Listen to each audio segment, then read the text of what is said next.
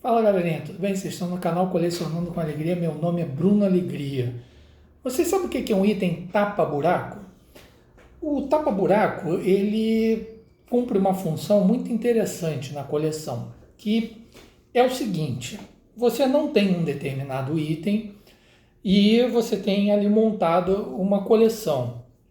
Esse item às vezes você não tem porque ele não pintou, porque ele é caro, normalmente a pessoa não tem pelo valor alto do item, e aí a sua coleção está ali e te falta aquele item. Para muitas pessoas isso incomoda.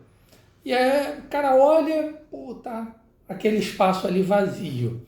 Então muitas pessoas tomam a atitude de comprar um item tapa-buraco. Esse item tapa-buraco, ele pode ser uma falsificação, uma cópia, né, uma réplica, ou ele pode ser um item, pode ser o próprio item original, só que, vamos dizer assim, num estado não muito bom. Eu tenho alguns itens tapa-buraco na minha coleção. Eu não gosto, assim, não é que eu não goste, o meu objetivo, eu usei a palavra errada, o meu objetivo é sempre o item original. Agora, por exemplo, na coleção de selos, existem selos extremamente caros. E, vamos dizer assim, que no momento eu não posso comprar, espero que um dia eu possa, né? Quem sabe, né? Hoje, por exemplo, eu comprei um bolão da loteria, né? De repente, eu não acredito nessas coisas, mas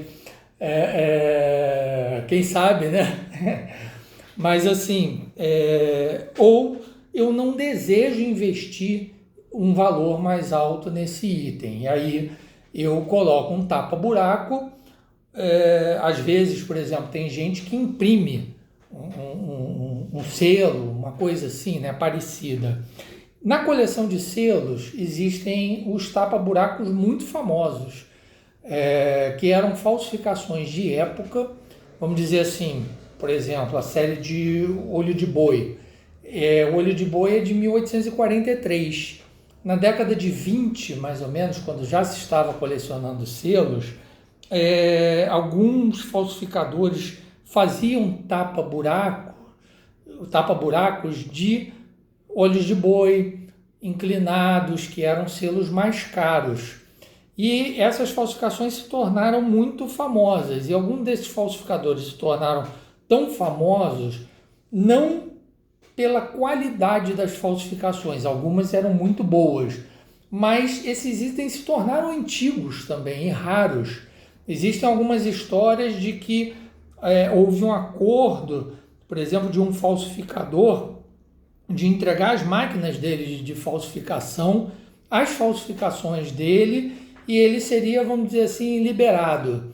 Existiam questões de cruzar a fronteira e levar determinados valores para fora de um país.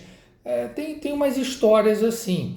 E esses selos que foram recolhidos por determinados governos, essas falsificações se tornaram muito raras. Algumas foram até carimbadas. Existe no mercado essas falsificações carimbadas, rubricadas e que atingem valores muito mais altos do que os originais. Então você imagina só, o original é caríssimo e você tem uma falsificação que é mais cara do que o original. Eu tenho uma história que eu estava num leilão, e é uma história longa, mas eu posso contar depois, e que eu vi uma falsificação dessa ser vendida e estava sendo vendida como um original inicialmente. E alguém identificou que era uma falsificação e depois chegou-se à conclusão que era uma falsificação de um determinado falsificador, provavelmente. Eu tenho aqui, deixei aqui um álbum, por exemplo, eu comprei aqui uma falsificação de época, eu ainda não coloquei isso no meu álbum, está aqui, uma falsificação de época de um olho de boi de 30 réis. Ela está ao lado de um original de 60 réis, tá? Então, essa falsificação aqui de 30 réis, não está dando para ver muito bem, mas ela é original de época. Então, obviamente vai depender de quem foi o falsificador, se essa falsificação ela tem um quantitativo grande, né, no mercado, na própria época em que foi falsificada também, ou se é de um falsificador que é mais raro. No caso dessa falsificação aqui, eu ainda não parei para estudar. Existem livros, existem estudos de falsificações de selos brasileiros e de outros países também. Mas aparentemente, pelo próprio tipo da falsificação, não é uma falsificação de um falsificador famoso. Até pode ser famoso, mas vamos dizer assim, de uma tiragem de falsificação muito grande. Então, ela não deve ter um valor muito alto, não.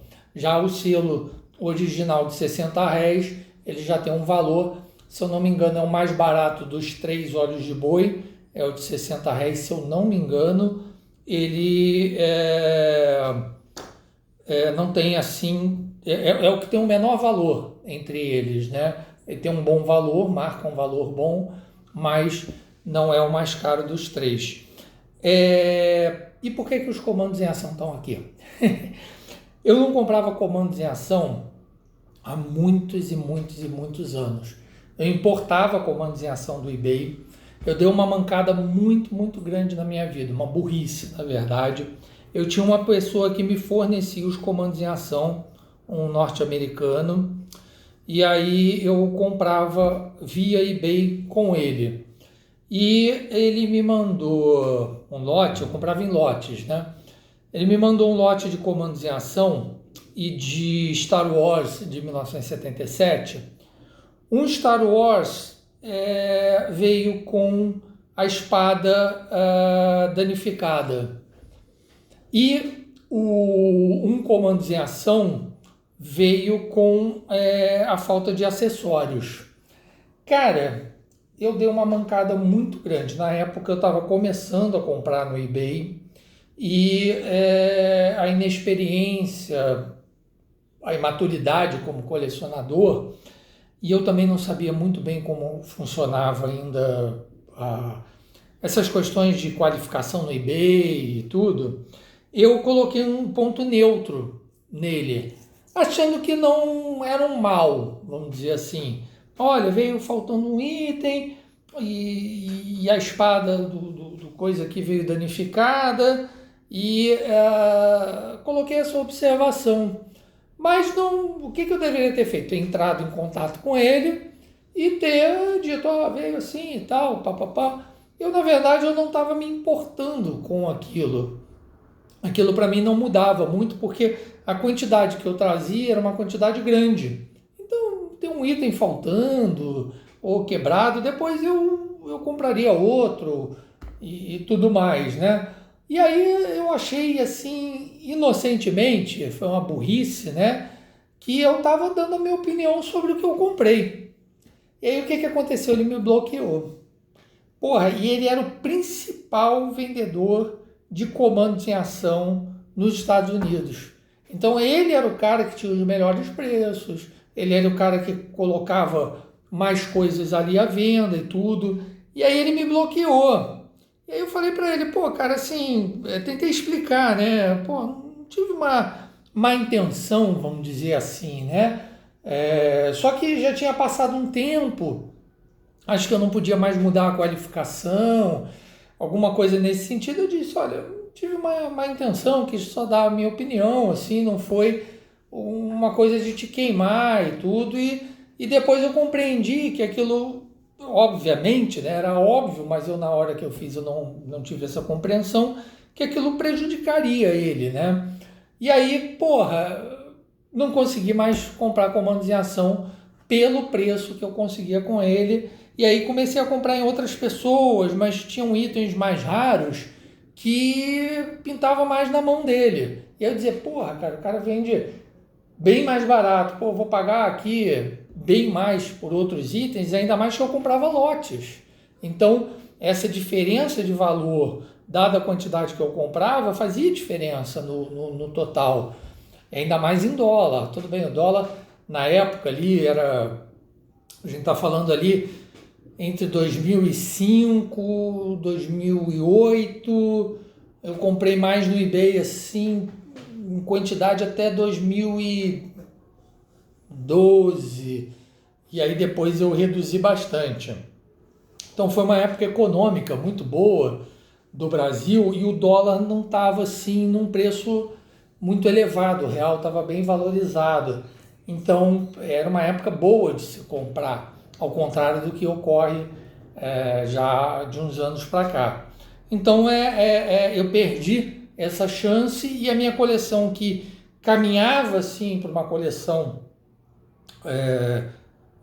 bem desenvolvida, completa, eu acho que jamais. Comandos em ação é muito difícil, né?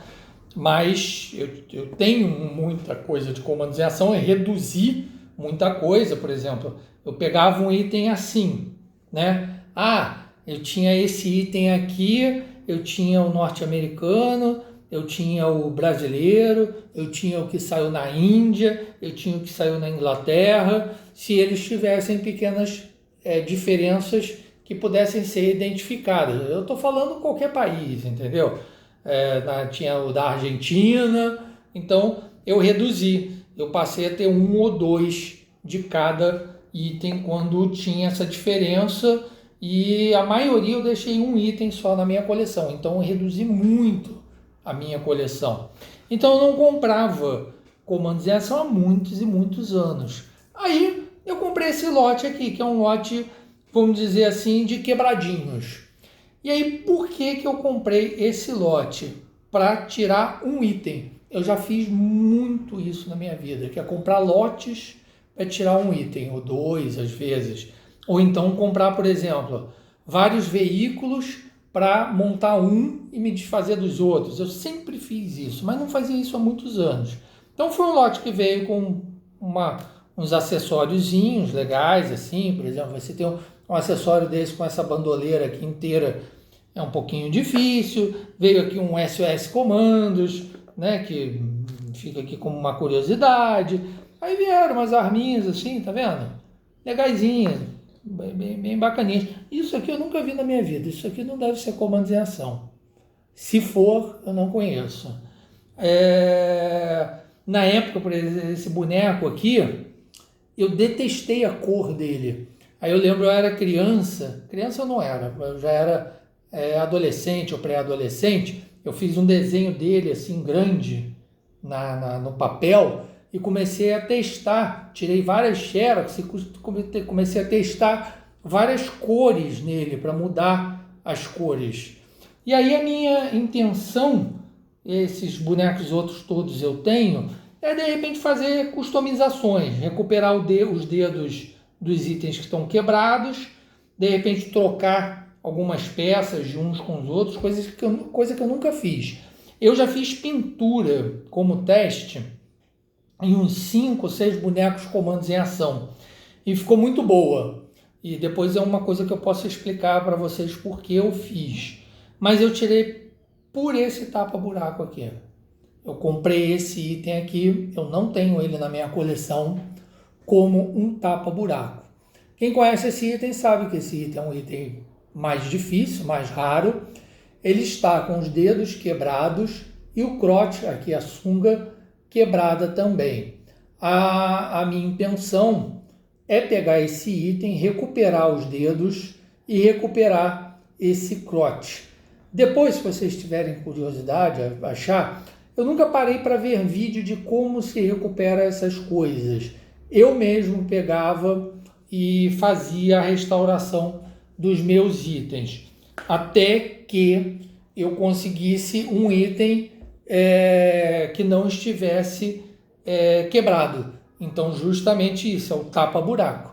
Eu pegava, restaurava o item, a sunga, os dedos, etc e tal, botava ele lá. Pintou para mim, eu pego, coloco o item bom no lugar, retiro esse item e vendo ele por um preço aí mais em conta, naturalmente, né? O tapa-buraco ele tem que vir naturalmente por um preço mais em conta. Então tá aí, tapa-buraco é exatamente isso, um item que você coloca ali no lugar até você conseguir o item legal, bom estado, etc e tal. É muito interessante, muita gente usa tapa-buraco. Tá aí, legal, vou me divertir com esses itenzinhos aqui.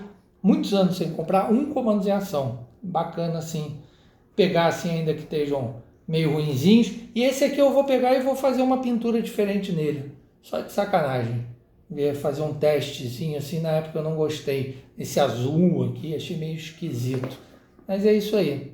Um beijo grande da alegria.